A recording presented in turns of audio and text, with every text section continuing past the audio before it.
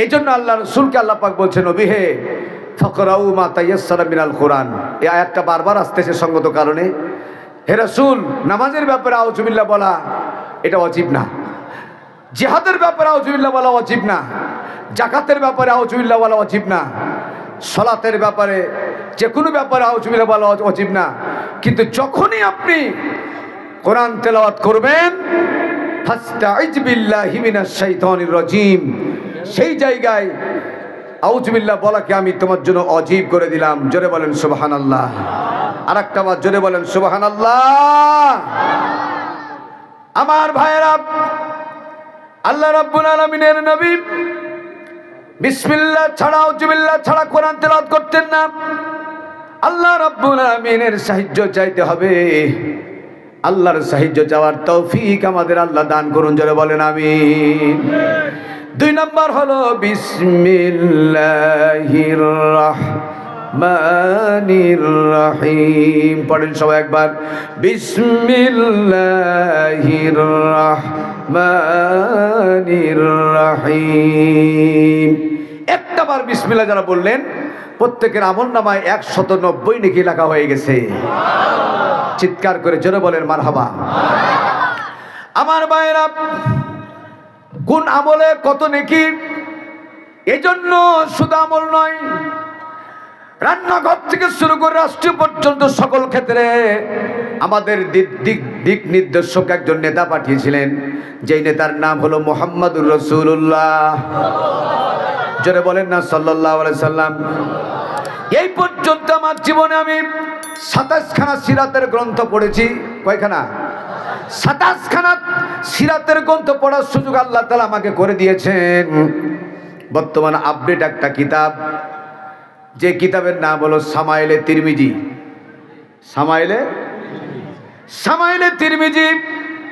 অন্য সেন্সে নেবেন না, আমার জ্ঞান কম হতে পারে এই জন্য বলছি, হয়তো আমার বোঝার শক্তি কম হতে পারে এই জন্য বলছি। হয়তো যতগুলি সিরাতের গ্রন্থ পড়েছি, সামাইলে তিরমিজিতে রাসূলের নখ কাটা থেকে শুরু করে রাষ্ট্র পরিচালনা করা পর্যন্ত যত তথ্য, যত নিখুঁতভাবে পেয়েছি, অন্য কিতাবে আমি পাই নাই। এই জন্য আপনাদের আমি উদ্বুদ্ধ করব, সামাইলে তিরমিজি কিতাব নিজে পড়বেন, অন্যকে পড়ার জন্য উৎসাহিত করবেন। আল্লাহ তৌফিক দিন, বলেন আমিন। রাসূল পাক সাল্লাল্লাহু আলাইহি সাল্লাম রাতের খাবার যখন খেতেন, মাগরিবের নামাজের পরে পরে রাতের খানা তিনি খেতেন। একবার প্রশ্ন করি, জবাব দেন। রাসূল খানা খেতেন রাত্রের কখন? বাদাল মাগরিব। বাদাল মাগরিবের নামাজের পরে পরে। এসা নামাজ পরে কোনো কাজ হাতে রাখতেন না, সঙ্গে সঙ্গে তিনি ঘুমায় যেতেন। রাসূলের ফর্মুলা হলো, যত দ্রুত তুমি বিছানায় ঘুমায় যাইবা, ফজরের নামাজ ধরা তোমার জন্য তত সহজ হবে। ঠিক কিনা? জোরে বলেন ঠিক কিনা? আল্লাহ নবী মাগরিবের নামাজ পড়ে খানা খেয়েছেন, এশার পরে তিনি ঘুমিয়ে যাবেন।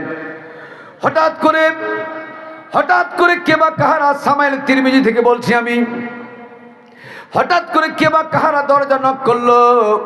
রাসূল পাক সাল্লাল্লাহু আলাইহি সাল্লাম 2 খানা দরজা খুললেন। 2 দরজা খান খুলে দরজা হাত দিয়ে দাঁড়িয়ে আছেন একজন যুবক সন্তান দাঁড়ায়া। রাসূল জিজ্ঞেস করছেন, মা ইসমুকা, তোমার নাম কি? ওই ব্যক্তি, আগত ব্যক্তি বললেন, ইসমে জুনাইদ, আমার নাম হলো জুনাইদ। আনা ইয়াহুদি, আমি একজন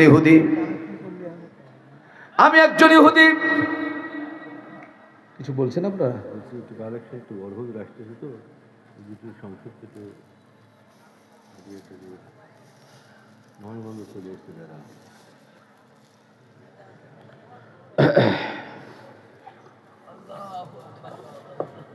আল্লাহ সুবহানাহু ওয়া তাআলার খাস মেহেরবানি, আপনাদের দুয়ার বরকতে 7 বার আমি আমার স্থান থেকে একটু সরে গেলাম সঙ্গত কারণে। 7 বার আল্লাহ তাআলা আমাকে হজ করার তৌফিক দান করেছেন, উমরা করার। বলেন আলহামদুলিল্লাহ। আর একটা বার জোরে বলেন আলহামদুলিল্লাহ। আপনারা আরো খুশি হবেন। এবার গোটা বিশ্ব থেকে 153 জন ব্যক্তিকে রমজান মাসে 26 দিনের একটা প্যাকেজ সৌদি সরকার বহন করবে, এরকম করে গোটা বিশ্ব থেকে 153 জনকে বাছাই করেছে। আল্লাহর খাস মেহেরবানি, আল্লাহর খাস মেহেরবানি। কোরআনের প্রতিযোগিতায় আমি পার্টিসিপেট করেছিলাম মক্কাতে, মদিনাতে, 2 জায়গায়। সেখানে আমি 154 জন ক্যান্ডিডেটের ভিতরে আমি 1 মার্ক কমের কারণে 2য় স্থান অধিকার করেছিলাম। বলেন আলহামদুলিল্লাহ।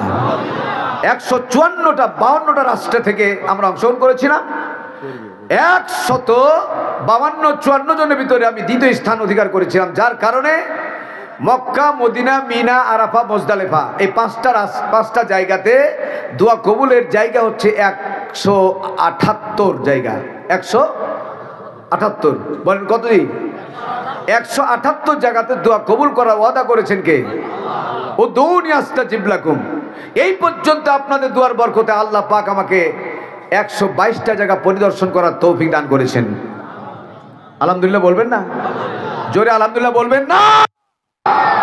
আল্লাহ তাআলা এবার যদি আমাকে, আমার মৃত্যু যদি না হয়, আল্লাহ তাআলা যদি আমাকে বাঁচিয়ে রাখেন, আমি যদি মক্কায় যেতে পারি, কারোর হায়াত মত কার হাতে? জোরে বলেন না, হায়াত মত কার হাতে? আল্লাহর হাতে। আমার মৃত্যু যদি না হয়, আল্লাহ যদি আমাকে গ্রহণ করেন দয়া করে, টাকাতে পয়সাতে মল নেমে আপনাকে মক্কা মদিনায় নিয়ে যেতে পারবে না, একমাত্র আল্লাহর দয়া ছাড়া। ঠিক না ঠিক? বাংলাদেশে কোটি কোটি টাকার মানুষ আছে, এখনো মক্কা মদিনায় যেতে পারে নাই। আমার ভাইরা, আমার বাবাজিরা, আপনাদের বলছি, এবার যদি আল্লাহ পাক আমাকে যাওয়ার তৌফিক দান করে, কাবা শরীফের চত্বরে আছে 28টা জায়গা দোয়া কবুলের। কাবা শরীফের হিসাবটা কেমনে করলাম? কাবা শরীফের পুরোনো অংশ যেটা, সেখানে পিলার আছে 4842টা।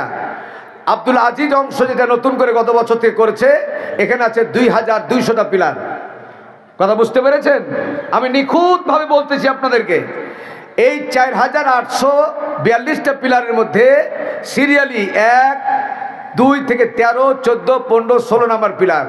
এই 4টা পিলার, যে 4টা পিলারের এখানে আল্লাহ আয়াত নাজিল করেছেন, যেখান থেকে রসুল কালাম মেরাজে নিয়েছিলেন, ওখান থেকে বাইতুল আকসা, বাইতুল আকসা থেকে 4র্থ আসমান বাইতুল মামুর, বাইতুল মামুর থেকে আল্লাহ আরশ আজিম পর্যন্ত নিয়েছিলেন। জোরে বলেন মারহাবা।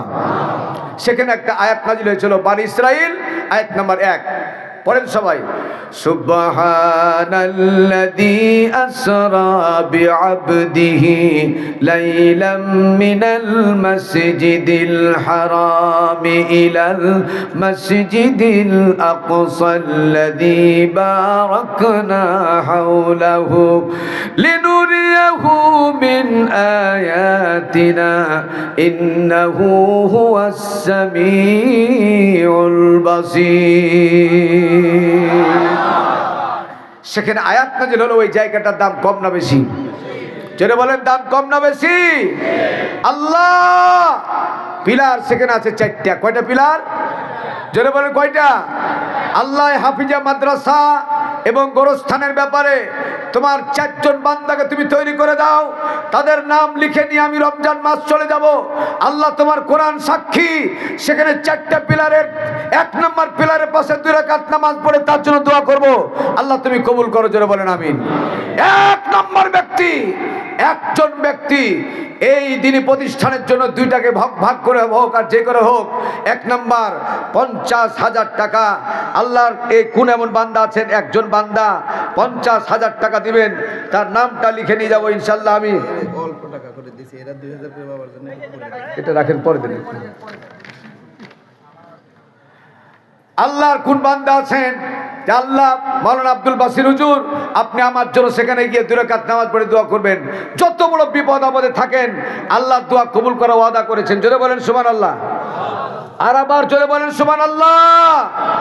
এতগুলা মানুষের মধ্য থেকে, অর্ধ লক্ষ মানুষের মধ্য থেকে একজন মানুষকে আল্লাহ